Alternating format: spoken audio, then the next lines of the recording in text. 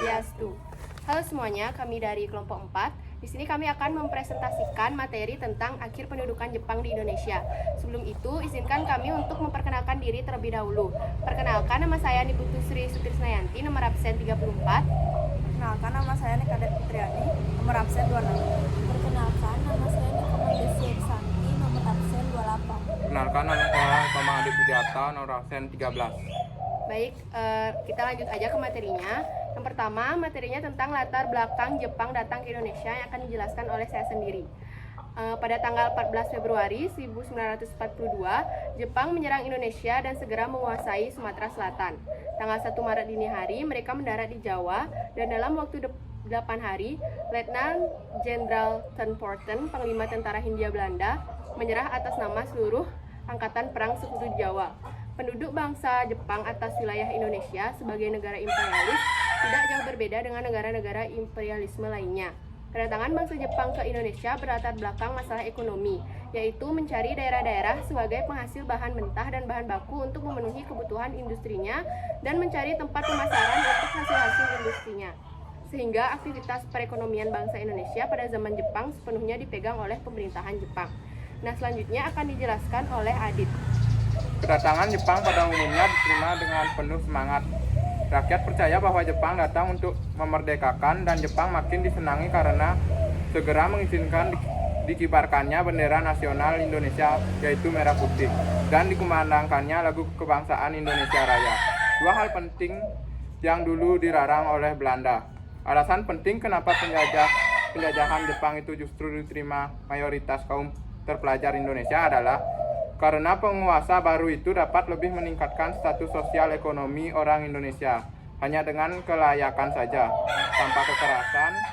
Lebih-lebih lagi dalam waktu 6 bulan sejak kedatangannya, Jepang memenjarakan semua penduduk Belanda, sebagian besar orang Indo, dan sejumlah orang Kristen Indonesia yang dicurigai pro Belanda ke dalam kamp-kamp konsentrasi. Baik, itu dia penjelasan tentang latar belakang Jepang datang ke Indonesia. Selanjutnya kita lanjut ke materi dampak dari pendudukan Jepang di Indonesia. Yang pertama itu ada dampak negatif pendudukan Jepang di Indonesia yang akan dijelaskan oleh Desi.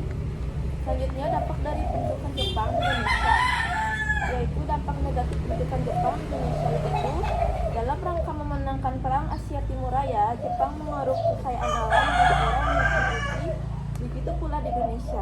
Pada waktu Jepang masuk ke Indonesia, daerah-daerah penghasil minyak dijadikan sasaran utama untuk dikuasai.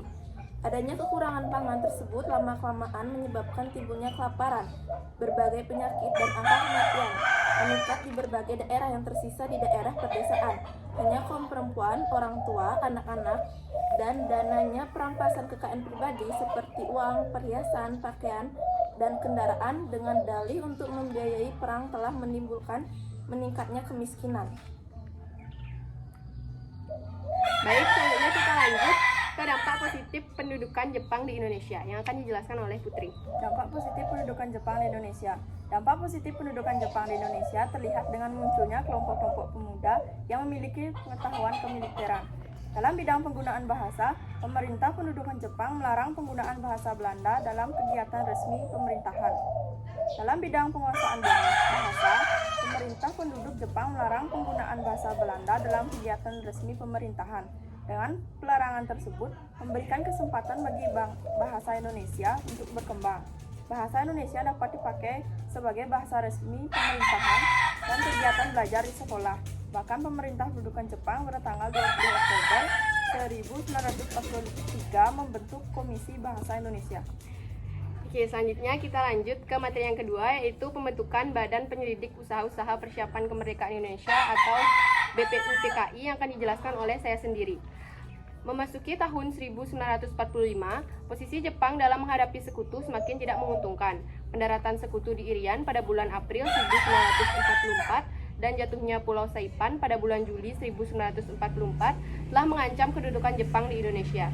Pada waktu Jepang berada di bawah kabinet Koiso, situasi tidak bertambah baik. BPUPKI dibentuk dengan bertujuan mempelajari dan menyelidiki hal-hal penting yang berhubungan dengan pembentukan negara Indonesia Merdeka.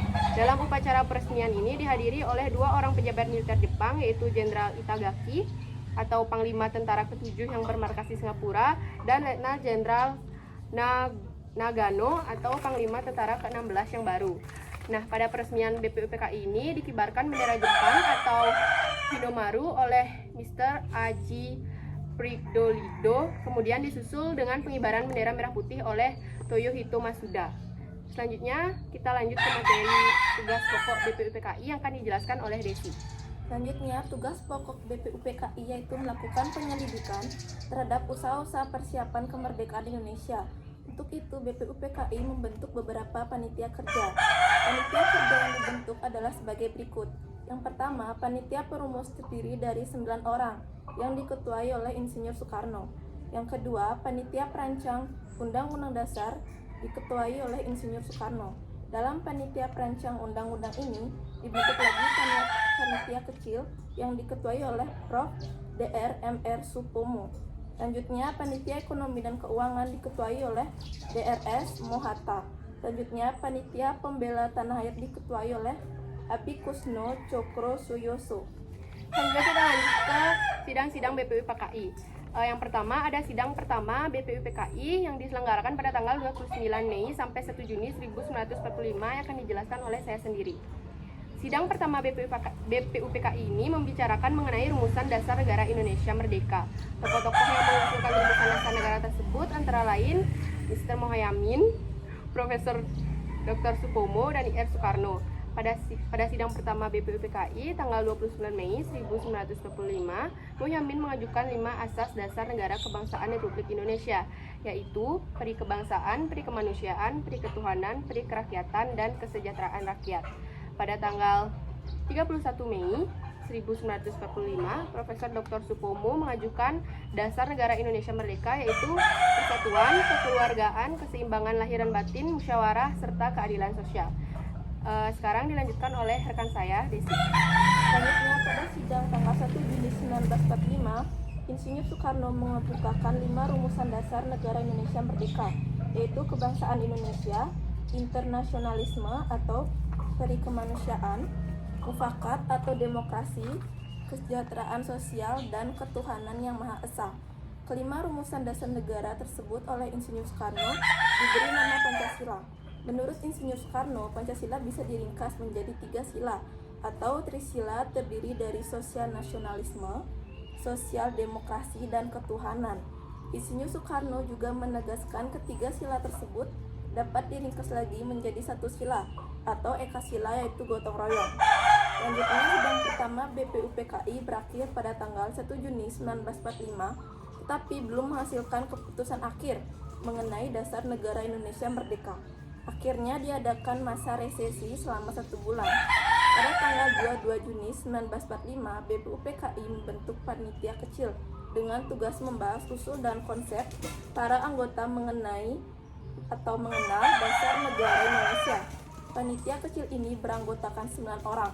Panitia ini disebut dengan Panitia 9. Baik, selanjutnya akan dilanjutkan oleh Adit. Panitia 9 beranggotakan Ir Soekarno, Drs. Mohatta, Mr. Mohaimin, Mr. Ahmad Subarjo, Mr. Maramis, Abdul Kahar Muzakir, Wahid Yasim, Agus Salim, dan Abi Kusno Cokro Suyoso. Panitia 9 ini menghasilkan dokumen yang berisi asas dan tujuan negara Indonesia Merdeka. Dokumen tersebut dikenal sebagai Piagam Jakarta, yang isinya sebagai berikut: ketuhanan dengan kewajiban menjalankan syariat Islam bagi pemeluk-pemeluknya, dasar kemanusiaan yang adil dan beradab, persatuan Indonesia, kerakyatan yang dipimpin oleh hikmat kebijaksanaan dalam permusyawaratan perwakilan, dan yang terakhir mewujudkan suatu keadilan sosial bagi seluruh rakyat Indonesia. Oke, jadi materi yang selanjutnya yaitu sidang kedua BPUPKI yang akan dijelaskan oleh Putri. Sidang kedua BPUPKI pada tanggal 10 sampai 17 Juli 1945. Hasil yang dicapai oleh panitia kecil diajukan dalam sidang kedua BPUPKI. Sidang kedua BPUPKI membahas masalah rancangan Undang-Undang Dasar termasuk mengenai pembukaan. Selain itu, sidang kedua BPUPKI juga menetapkan pembentukan 3 panitia, yaitu Panitia Hukum Dasar, Panitia Masalah Ekonomi, dan Panitia Masalah Bela Negara. Pada sidang tanggal 11 Juli 1945, Panitia Hukum Dasar ditugaskan membahas masalah rancangan Undang-Undang Dasar 1945, membentuk panitia kecil yang diketuai oleh Prof. Dr. Mr. Supomo. Pada tanggal 14 Juli 1945, Insinyur Soekarno, Ketua Panitia Hukum Dasar, melaporkan hasil panitia kecil pada sidang yang isinya sebagai berikut. Yang pertama ada pertanyaan Indonesia Merdeka, yang kedua pembukaan undang-undang yang diambil dari Piagam Jakarta. Yang ketiga ada batang tubuh yang kemudian disebut Undang-Undang Dasar. Rancangan pertanyaan Indonesia Merdeka diambil dari 3 kalimat awal alinea pertama rancangan pembukaan undang-undang, sedangkan rancangan pembukaan undang-undang diambil dari Piagam Jakarta.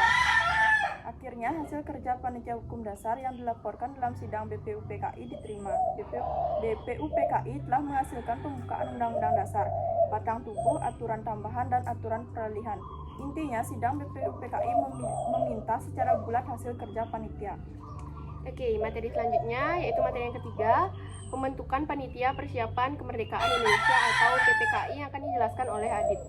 Setelah BPUPKI berhasil menyusun rancangan UUD, BPUPKI dianggap telah selesai melaksanakan tugasnya. Kemudian pada tanggal 7 Agustus 1945, BPUPKI dibubarkan oleh pemerintah Jepang. Sebagai gantinya pemerintah Jepang, Jenderal Terauchi menyetujui dibentuknya Panitia Persiapan Kemerdekaan atau PPKI atau Dokuritsu Jumbi Inkai. Tugas PPKI adalah melanjutkan hasil kerja BPUPKI dan menyiapkan pemindahan kekuasaan dari pihak Jepang kepada bangsa Indonesia. Pemilihan anggota PPKI secara langsung dilakukan oleh Marsekal Terauchi, penguasa perang tertinggi Jepang seluruh Asia Tenggara. Anggota PPKI berjumlah 21 orang yang dipilih tidak hanya terbatas pada wakil-wakil dari Jawa yang berada di bawah pemerintahan tentara ke-16, tetapi dari berbagai pulau, yaitu 12 wakil dari Jawa, 3 wakil dari Sumatera, dan 2 wakil dari Sulawesi, satu dari Kalimantan, satu dari Sunda Kecil,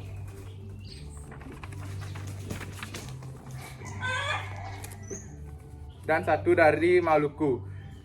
1 lagi dari golongan penduduk Cina. Ketua PPKI ditunjuk oleh Soekarno, wakilnya DRS Muhatta, dan Ahmad Subarjo sebagai penasihat. Gunseikan Mayor Jenderal Yamamoto menegaskan para anggota PPKI bahwa anggota PPKI tidak hanya dipilih oleh pejabat di lingkungan tentara ke-16, tetapi juga oleh Jenderal Terauchi yang menjadi penguasa perang tertinggi di seluruh Asia Tenggara. Selanjutnya akan dilanjutkan oleh saya. PPKI berbeda dengan BPUPKI karena BPUPKI ditetapkan oleh Panglima Tentara ke-6 Tentara Jepang di Asia Tenggara. Oleh karena itu, berkaitan dengan penetapan tersebut, pada tanggal 9 Agustus 1945, Marsekal Terauchi memanggil IR Soekarno dan DRS Muhammad Hatta dan DR KRT Rajiman Weddiodiningrat untuk pergi ke Dalat, Saigon menerima informasi tentang kemerdekaan Indonesia. Pertemuan pada tanggal 12 Agustus 1945 di Dalat, Jenderal Terauchi menyampaikan kepada ketiga tokoh bahwa Kemaharajaan Jepang memutuskan untuk memberikan kemerdekaan kepada Indonesia pada tanggal 24 Agustus 1945. Pelaksanaannya dilakukan segera setelah persiapannya selesai oleh PPKI. Wilayah Indonesia meliputi seluruh bekas wilayah Hindia Belanda. Perkembangannya selanjutnya inisiatif dari PPKI, yaitu anggotanya ditambah menjadi 6 orang tanpa seizin pemerintahan Jepang. Jadi seluruh anggota PPKI berjumlah 27 orang. Maksud penambahan anggota yaitu agar PPKI tidak terkesan badan bentuk Jepang. Demikian disimpulkan, PPKI telah dapat diambil alih dan dikendalikan oleh pemimpin-pemimpin Indonesia sehingga menjadi alat perjuangan rakyat Indonesia. Baik, itulah materi dari akhir pendudukan Jepang di Indonesia.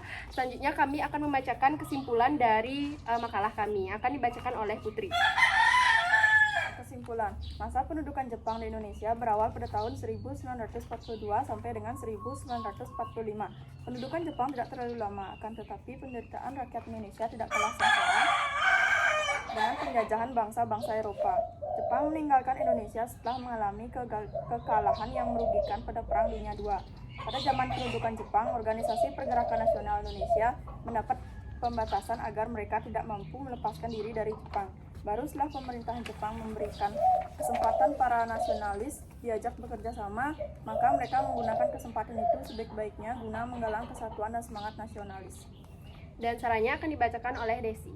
Selanjutnya saran yang bisa kelompok kami berikan adalah melalui pendidikan bukan hanya membahas pendidikan akademik, non-akademik maupun kemiliteran, tetapi juga lebih menanamkan pendidikan dalam hal moral, bersikap, contohnya saling menghargai dan menghormati daerah masing-masing dalam negara, agar tidak mudah diadu domba dan dipropaganda oleh para penjajah yang bertujuan ingin menguasai kawasan negara dengan cara memecah belah persatuan dan kesatuan dari sebuah negara tersebut.